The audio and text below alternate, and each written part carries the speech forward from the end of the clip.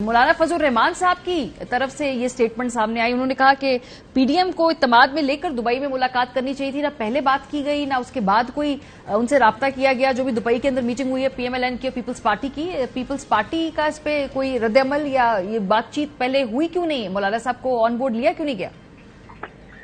उन्होंने पीडीएम से बात की है, हम तो पीडीएम का हिस्सा है नहीं, हमसे तो उन्होंने गिला किया नहीं, जिनसे किया है वो जवाब दे लें। ठीक है, वैसे आपकी क्या राय है? क्या उनको उनकी राय को उनसे पूछा जाना चाहिए था? मैं हिस्सा नहीं हूँ, ना मैं पूछ सकता हूँ ना जवाब दे सकता। चले सर, पीडीएम का हिस्सा नहीं, लेकिन इस मुल्क में एक अहम सियासी स्टेक होल्डर आप जरूर हैं। जब इस हुकूमत में ओवरऑल एक कोलिशन गवर्नमेंट है, पीडीएम का हिस्सा नहीं लेकिन कोलिशन गवर्नमेंट का हिस्सा है। मौलाना साहब का ये गिला है, इस पे क्या कहेंगे? देखिए, मौलाना का ताल्लुक मियां नवाज शरीफ साहब से भी है, जरदारी साहब से भी है। मारिया, हमारे पास तो ये भी खबर नहीं है क्योंकि मुलाकात प्रॉपरली हुई भी है कि नहीं, और हुई है तो किसी के पास उसका एजेंडा नहीं है कि वो क्या डिस्कशन हुई है। और अगर कोई डिस्कशन हुई है और मौलाना फजल रहमान साहब उस पर गिला कर रहे हैं तो उनका ये गिला हो सकता है अगर कोई फैसला ऐसा हो जो सामने आए जिसका ताल्लुक मौजूदा हुकूमत से हो या आइंदा के लिए किसी फैसले के साथ हो, तो फिर उस पर बात हो सकती है, उनकी बात में वजन हो सकता है।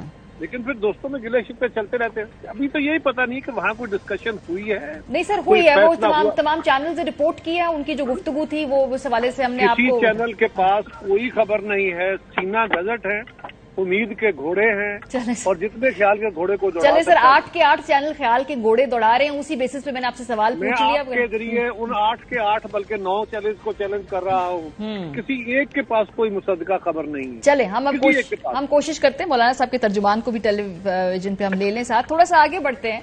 अभी शाहिद खान अब्बासी साहब प्रोग्राम के अंदर हमारे शामिल थे। उन्होंने कहा कि उनको अब कोई शक नहीं है कि इलेक्शन शायद के वक्त पे इलेक्शन होंगे। He is pretty confident. लेकिन फिर भी कायरा साहब, अभी भी लोग ये क्यों सवाल पूछते हैं? आपसे पूछते होंगे, आप जहाँ जाते होंगे कि क्या वक्त पे इलेक्शन हो रहे हैं? अक्टूबर नवंबर की हम बात कर रहे हैं। क्या आप भी उतने ही कॉन्फिडेंट है जितने शाहिद खान अब्बासी साहब है? मारिया, वैसे मेरी बात महसूस न कीजिएगा। अगर मीडिया इस बात को तसल्ली से बात करना शुरू कर दे, आप लोगों को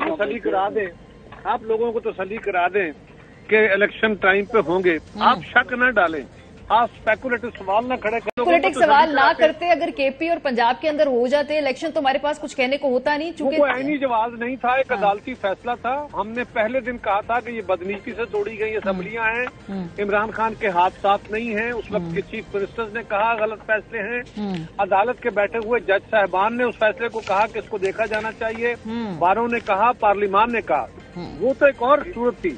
और वो असेंबली, इससे पहले भी असेंबलियां खैबर पख्तूनख्वा की, बलूचिस्तान की, पंजाब की और कौमी असेंबली इससे पहले तोड़ी गई और बहाल कर दी गई।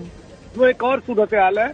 ये जब असेंबली अपनी मुद्दत पूरी कर देती है उसके बाद तो किसी जवाब की कोई गुंजाइश ही नहीं है। सर, वो असल में ये जो बात है ना, ये स्टेटमेंट वैसे खुर्शीद शाह साहब की स्टेटमेंट मेरी 7 जुलाई की मेरे सामने है। उन्होंने कहा है कि अगर इलेक्शन की मुद्दत आगे बढ़ाने की कोशिश की गई तो मईशत को नुकसान होगा। नदीम अफजल चंद साहब कहते हैं कि उनके इत्तेहादियों की ख्वाहिश है कि वक्त पे इलेक्शन ना हो, लेकिन पीपल्स पार्टी की ख्वाहिश है वक्त पे इलेक्शन हो। तो फिर उधर से ही सवाल उभरते हैं। नदीम अफजल चंद साहब के पास कोई खबर होगी किसी इत्तेहादी की, मेरे पास तो है नहीं।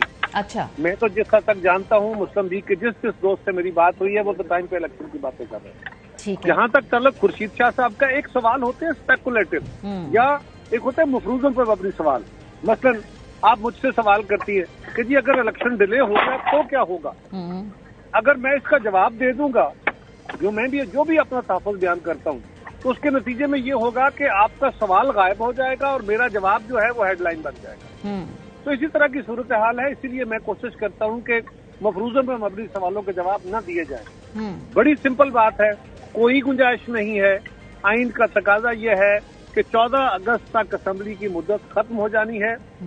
अगर उससे पहले असेंबली डिसॉल्व हुई तो 90 दिन, अगर उस मुद्दत पूरी करने के बाद हुई तो 60 दिन में इलेक्शन होंगे। इसके अलावा आइन के अंदर तो रास्ता है कोई नहीं। अगर आइन से कोई मावरा जाना चाहता है तो वो और बात है। वो जिस बातों का जिक्र करते हैं कि जी आइन के अंदर एक जवाब मौजूद है कि असेंबली की मुद्दत में 6 माह के लिए इजाफा हो सकता है, वो एक गैर मामूली सूरत हाल का एक जवाब रखा गया है कि खुदा न खास्ता सही उसकी बड़ी सीरियस कंडीशन है।